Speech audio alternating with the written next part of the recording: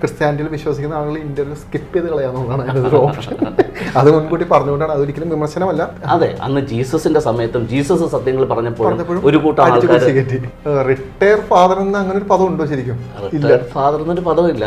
Name സേക്കിന് father എന്നറിയപ്പെടുന്നതല്ലാതെ ചേർച്ചിൻ്റെതായിട്ടുള്ള യാതൊരു വിധമായിട്ടുള്ള കാര്യങ്ങളും ഇപ്പോൾ എൻ്റെ ലൈഫിനകത്തില്ല. അപ്പോൾ പലപ്പോഴും ആൾക്കാർ ചോദിക്കുന്ന ഇതായിരുന്നു, ഒരു IT എഞ്ചിനീയർക്ക് എന്താ സ്പിരിച്വാലിറ്റിയുമായിട്ട് ബന്ധം? ഈ പെന്തക്കോസ് പോലെയുള്ള വിഭാഗക്കാർക്ക് ഞാൻ ചെയ്തതെന്തോ മഹാപാതകമാണ് എന്നുള്ള രീതിയിൽ ഒരു നികൃഷ്ട ജീവിയെ കാണുന്ന പോലെ അവർ കാണുന്നത്. സോ ക്രിസ്ത്യാനിറ്റിയിൽ തന്നെ 2 കാറ്റഗറിയാണ്. ഒന്ന് സപ്പോർട്ട് ചെയ്യുന്നവരുണ്ട്, മറ്റൊരു വിമർശിക്കുന്നവരുണ്ട്.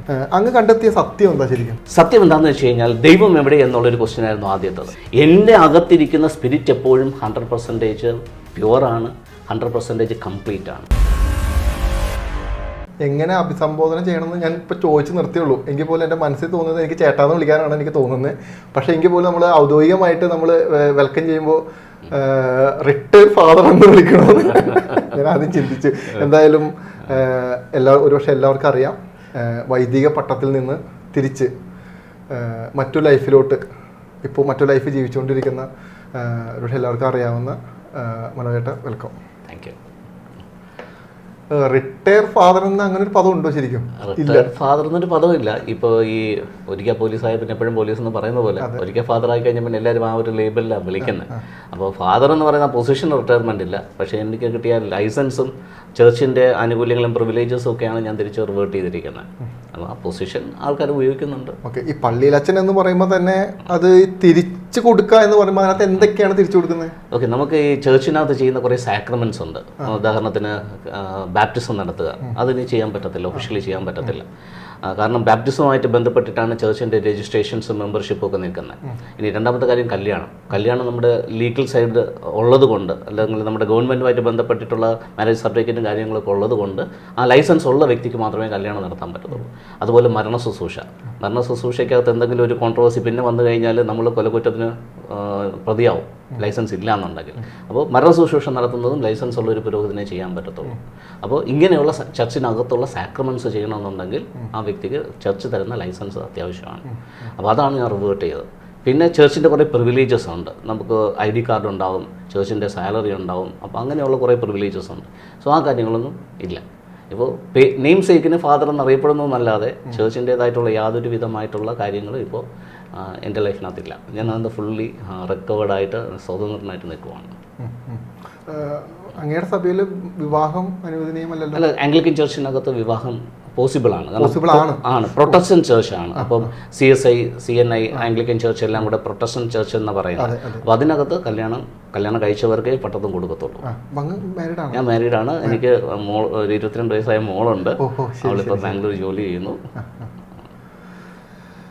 ഏതൊരു പോയിന്റിലാണ് പുറത്തോട്ട് വരാമെന്നുള്ളൊരു ഫീൽ വന്നത്? അല്ല, ഞാൻ ശരിക്കും ഒരു പൗരോഹിത്യമല്ലായിരുന്നല്ലോ എൻ്റെ ആദ്യത്തെ മേഖല. ഞാനൊരു IT എഞ്ചിനീയർ ആയിരുന്നു. ഏകദേശം 24 വർഷത്തോളം ഞാൻ IT മേഖലയിൽ പല പൊസിഷനിൽ പല MNC കമ്പനികളിൽ വർക്ക് ചെയ്തിട്ടുണ്ട്. പക്ഷേ ചെറുതിലേ എനിക്കൊരു സ്പിരിച്വൽ അന്വേഷണം ഉണ്ടായിരുന്നു. ആ അന്വേഷണത്തിൻ്റെ ഭാഗമായിട്ട് ഇപ്പോൾ ശ്രീ ബുദ്ധന് ബോധോദയം ഉണ്ടായതുപോലെയോ, ജീസസ് ക്രൈസ്റ്റിനകത്ത് ആ ഒരു സ്പിരിച്വൽ ലൈഫ് എനേബിൾ ആയതുപോലെ, അല്ലെന്നുണ്ടെങ്കിൽ ശ്രീനാരായണ ഗുരുവിന് അത് കിട്ടിയതുപോലെ, സ്വാമി വിവേകാനന്ദന് കിട്ടിയതുപോലെ, ഞാനും ഒരു 35 വയസ്സ് കഴിഞ്ഞപ്പോൾ എനിക്ക് ആ സ്പിരിച്വൽ ലൈഫ് ആസ്വദിക്കാനായിട്ടുള്ള ഒരു പ്ലാറ്റ്ഫോം കിട്ടി. അത് ഞാൻ ആസ്വദിക്കുകയും അറിയുകയും അനുഭവിക്കുകയും ചെയ്യുന്നുണ്ട്. സോ അത് മറ്റുള്ളവരിലേക്കും കൂടെ ഒന്ന് കൊടുക്കണമെന്നുള്ള ആഗ്രഹത്തിനകത്താണ് ഞാൻ കുറച്ച് കാര്യങ്ങൾ പ്രവർത്തിച്ചു തുടങ്ങിയത്. അപ്പോൾ പലപ്പോഴും ആൾക്കാർ ചോദിക്കുന്ന ഇതായിരുന്നു, ഒരു IT എഞ്ചിനീയർക്ക് എന്താ സ്പിരിച്വാലിറ്റിയുമായിട്ട് ബന്ധം? അപ്പം ആരാ ഇതിൻ്റെ ഒരു ഓതൻറ്റിസിറ്റി തന്നെ എന്നുള്ള ചോദ്യം വന്നു.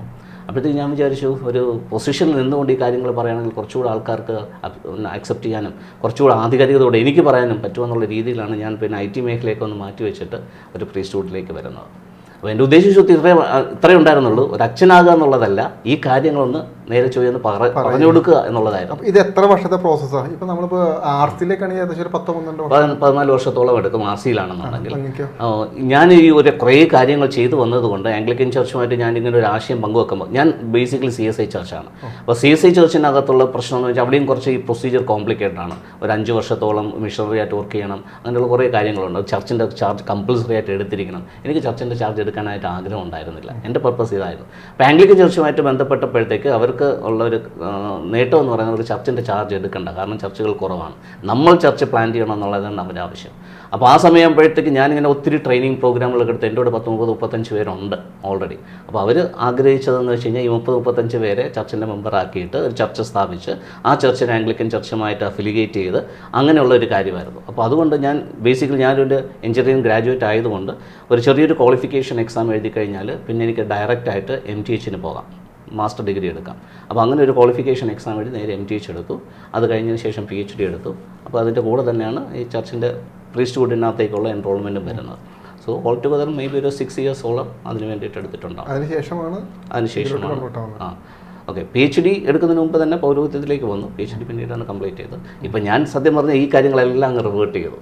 അപ്പോൾ ചർച്ചിൻ്റെ കെയർ ഓഫിനകത്ത് കിട്ടിയത് എന്തൊക്കെയാണോ അതെല്ലാം ഞാൻ ഇപ്പോൾ യൂസ് ചെയ്യുന്നില്ല. അതെല്ലാം എന്തെല്ലാം ആനുകൂല്യങ്ങളാണ് നമുക്ക് അവിടെ നിന്ന് കിട്ടുന്നത്? ഇപ്പോൾ ഈ ജീവിക്കാനുള്ള വരുമാനമൊക്കെ എങ്ങനെയാണ്? അപ്പോൾ ഞാൻ ചർച്ചിൻ്റെ ചാർജ് എടുക്കാത്തത് കൊണ്ട് തന്നെ ഞാൻ സെൽഫായിട്ടായിരുന്നു ട്രെയിനിങ് പ്രോഗ്രാം, സെമിനാറുകൾ, ക്യാമ്പുകളൊക്കെ എടുത്തുകൊണ്ടിരുന്നത്. സോ അതിനകത്തുനിന്ന് എടുക്കുന്ന വരുമാനം എൻ്റേത് തന്നെയായിരുന്നു. ഞാൻ ചർച്ചിൻ്റെ നിന്ന് ഇതുവരെ 5 പൈസ പോലും നേവരെ മേടിച്ചിട്ടില്ല. കാരണം ചർച്ചിൻ്റെ ചാർജ് ഇല്ലാത്തതുകൊണ്ട് അവർക്ക് സാലറി തരാനും പറ്റത്തില്ല. അപ്പോൾ പ്രീസ്റ്റ്ഹുഡ് എടുത്ത് അന്ന് മുതൽ ഇന്ന് വരെ ഞാൻ ചർച്ചിൻ്റെയോ അല്ലെങ്കിൽ ചർച്ചിലെ മെമ്പേഴ്സിൻ്റെയോ കാശ് കൊണ്ട് ഞാൻ ജീവിച്ചിട്ടേ ഇല്ല.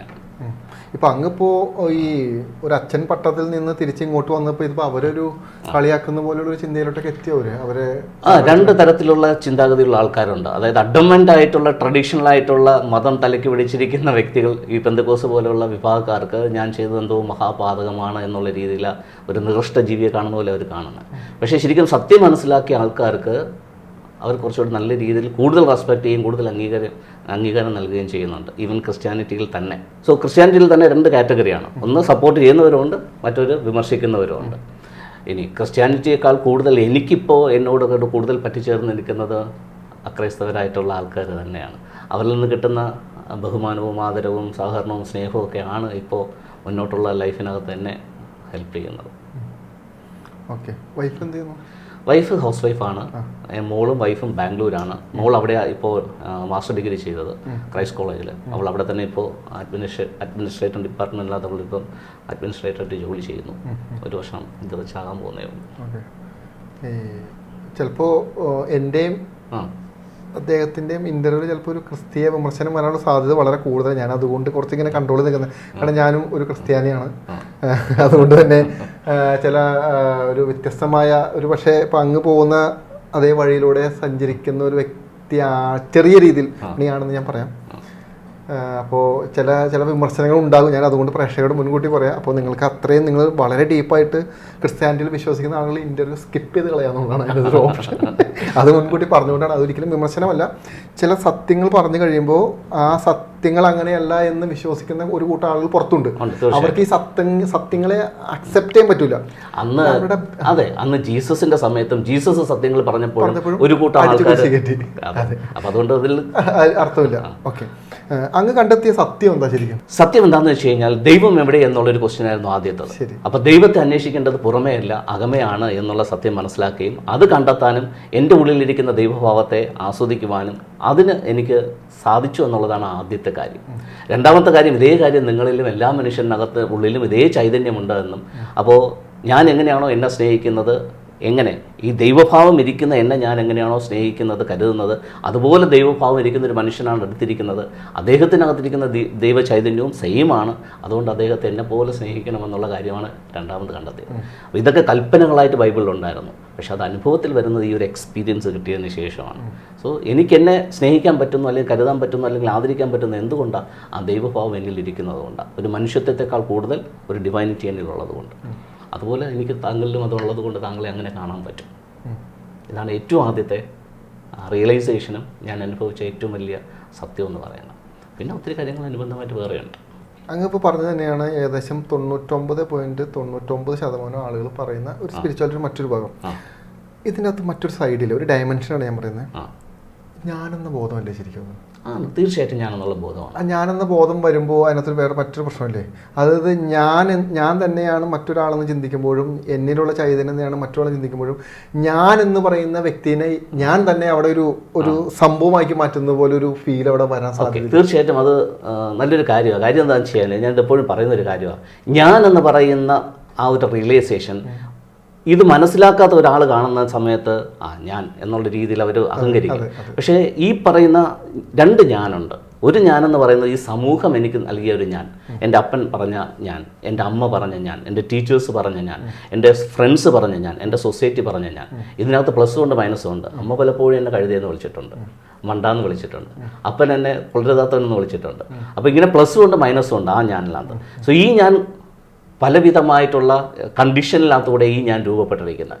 അപ്പോൾ അവിടെ ചില ആസ്പെക്റ്റിനകത്ത് എനിക്ക് എന്നെ പ്രൊജക്റ്റ് ചെയ്യാൻ പറ്റും, അല്ലെങ്കിൽ ഞാൻ എന്നെ ബൂസ്റ്റ് ചെയ്യാൻ പറ്റും. ചില കാര്യങ്ങൾ വരുമ്പോൾ ഞാനൊന്ന് ചമ്മും. കാരണം എനിക്ക് ചില കാര്യങ്ങളിനകത്ത് ഞാൻ ചെറുതാണെന്ന് അപ്പനും അമ്മയൊക്കെ പറഞ്ഞിട്ടുണ്ട്, അല്ലെങ്കിൽ സമൂഹം പറഞ്ഞിട്ടുണ്ട്, കഴിവുകൾ വെച്ച് നോക്കുമ്പോൾ. അപ്പോൾ ആ ഞാനെന്ന് പറഞ്ഞാൽ ഇംപെർഫെക്റ്റ് ആണ്.